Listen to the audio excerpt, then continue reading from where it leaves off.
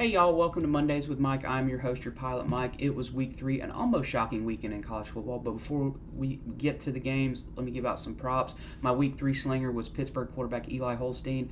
The transfer from Alabama went 21 of 30 for 301 yards, 3 touchdowns. He also carried it 14 times for 59 yards, including a pivotal quarterback run that set up the game-winning touchdown as the Pitt Panthers were able to beat West Virginia 38-34 in the annual backyard brawl. My Get Them the Damn Ball Award winner was Ole Miss running back Henry Parrish Jr., who carried it 22 times for 133 yards and 2 touchdowns as Ole Miss went into Winston-Salem and beat the Demon Deacons. Had the Demon Deacons pretty much from the word go, 40-6. Ole Miss is an exciting team. They look good.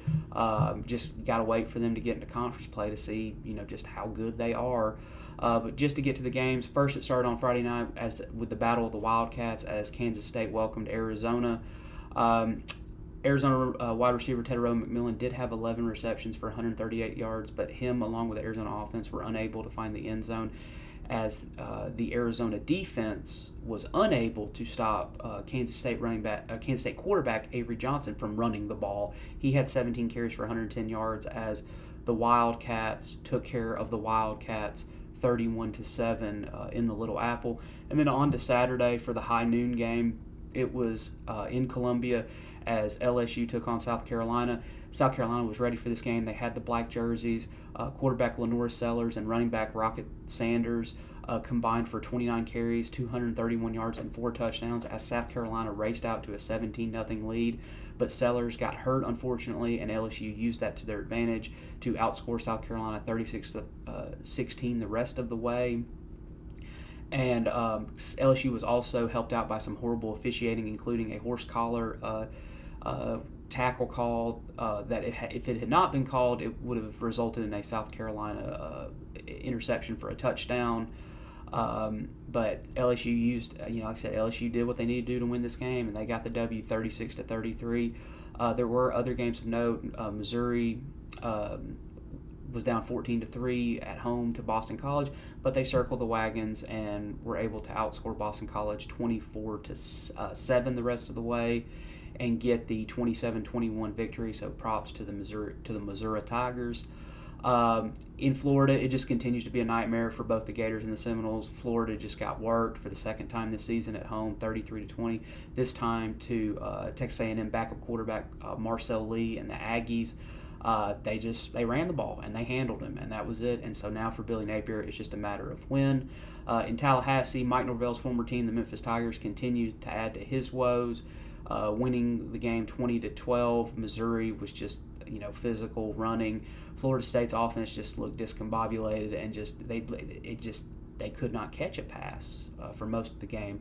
But to switch disappointment gears, we go to Corvallis as the Oregon Ducks took care of Oregon State 49-14. I mean, Oregon, at home they just have not looked good they have just looked iffy the first 2 games. But boy, they went to Corvallis and walloped the Beavers. But there is another team in the Pac-12 or Pac-2. And they are still undefeated as the Washington State Cougars beat the Washington Huskies 24-19 at Qwest Field in Seattle. Washington State quarterback John Mateer just can do it all. He did it through the air. I think he was 17 of 34 for 245 yards, 1 touchdown and 1 interception. But he also carried it 16 times for 62 yards and 2 touchdowns for the Cougs. Of course, the Pac-2 also had the news this week that they were adding 4 Mountain West teams: Fresno State, Boise State, Colorado State, and San Diego State. So at least, you hate to get, one team gets walloped, the other team's able to get the W along with this news. But, are we ready for a 12-0 Washington State Cougars team? I don't know. We could be, but that'll just be a fun story to keep an eye out for. But finally, we got to get to Lexington for one of the biggest upsets that almost was until it wasn't. Kentucky outplayed Georgia for most of this game at the line of scrimmage, but Kentucky had to settle for field goals. You cannot settle for field goals when you are trying to upset the number 1 team in the country. And eventually Georgia did get a touchdown, and they were up 13-12 with about 3 minutes to go. And Kentucky had a 4th and 8 at the Georgia 47, and for whatever reason, Mark Stoops decided not to pull the trigger and go for it. I mean, I hate to see that. I mean, I think where he saw it, it's like this is something for his program to grow. But I mean, if you have the shot, take the shot, because how many chances are you going to get? But anyways, that's it for week 3. Looking ahead to week 4, we have a potential Big Ten rock fight on Friday night as Nebraska welcomes the Illinois Illini. That'll be an interesting game. Like I said, it could be a rock fight. Although both of those offenses have been able to have shown that they can move the ball. But then we also have another big game in the Big House as Michigan welcomes the USC Trojans. Of course, that's the Southern Cal variety.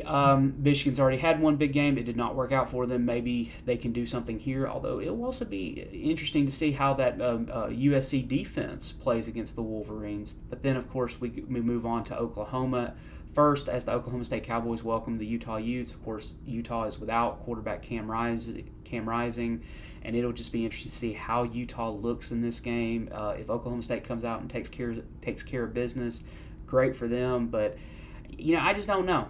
I don't know. It'll be interesting to see. And then, of course, the big game of the weekend is in Norman as the Oklahoma Sooners welcome the Tennessee Volunteers. And Josh Heupel, man, he looks like he is just ready for this game.